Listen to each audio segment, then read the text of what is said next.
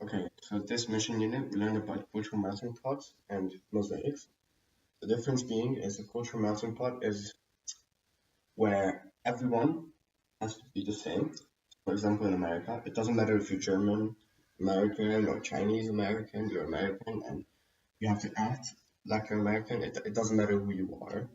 So if you're Muslim, you can't actually have your traditions there.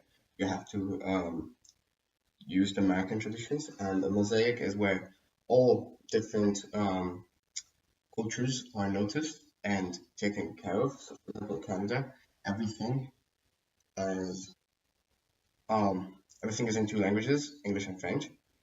And even though the French population in Canada is only 10%, and South Africa is one of the interesting countries where there isn't one specific.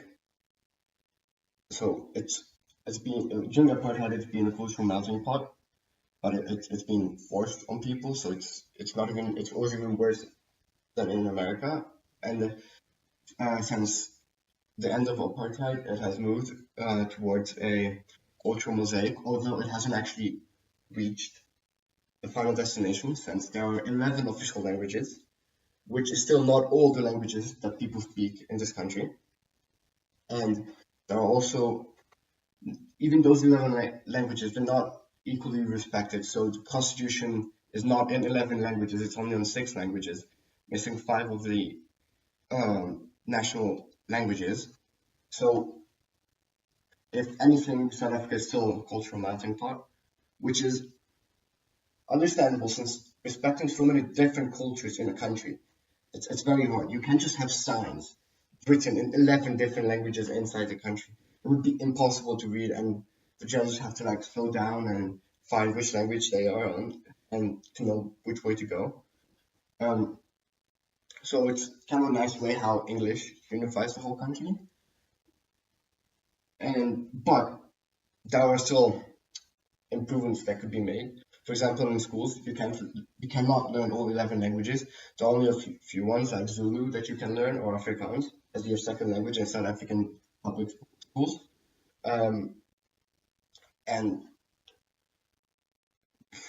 which is understandable, but that could be improved by the government by putting more money into education than um, something else, or raising the taxes to get that kind of money, to hire teachers to teach all 11 of the languages in one school. So everyone has their choice. Even if there's just one student who wants to speak Zulu in that school, then he should be allowed, since it might be it might be the tribe he's from, or it might be where his grandmother is from, which you get a lot in South Africa, that families are from different tribes at once, because if they wouldn't have been, they would have died a long time ago. So you get that conflict as well.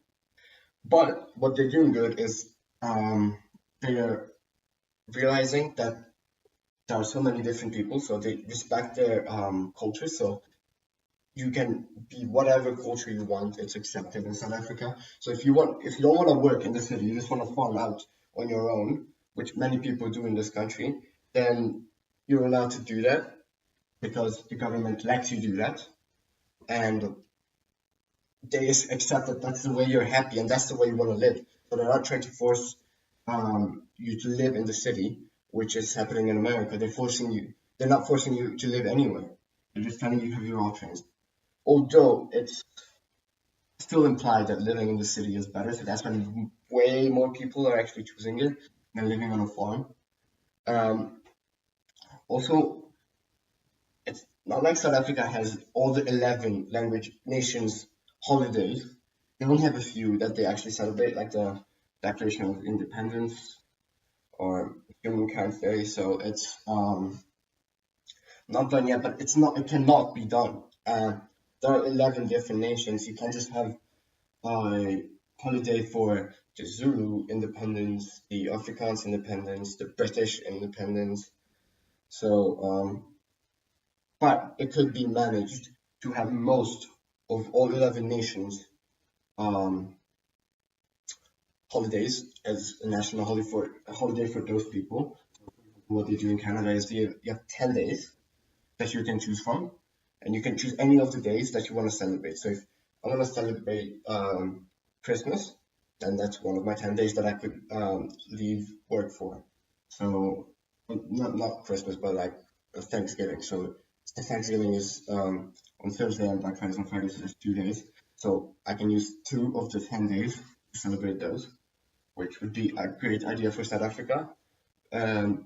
Also, it, it would be a great idea in the future since South African working power is already quite slow, and it would just slow the whole system down even more because if people are missing different days of school, then they're missing different stuff, and every single teacher would have 40 kids, and they would have to know what to teach those kids who missed that day of school because of their holiday. So it's not, it cannot be done at the moment, but certainly South Africa can work towards it, and that's actually a great idea. So to conclude, what we have is South Africa as a cultural melting pot, and it's trying to respect every single nation in the country and every single person, which is a very hard job since there are 43 million people living in this country. That's almost as big as France, and France is a lot older country, so it can manage a much better, and it's only French people living there. So, and it's understandable that it's hard for them to move forward, but they must, because there's a better system in this country if everyone is respected because of apartheid, where they weren't respected and everyone was just treated badly. And if they're going to be treated good this time, then they're going to work better, they're going to have better education, the country is going to rise. So it's a very good idea for them to respect everyone, although it might be a course of 50 or more years. So people just have to wait out, I guess, and just be patient. And that's basically it.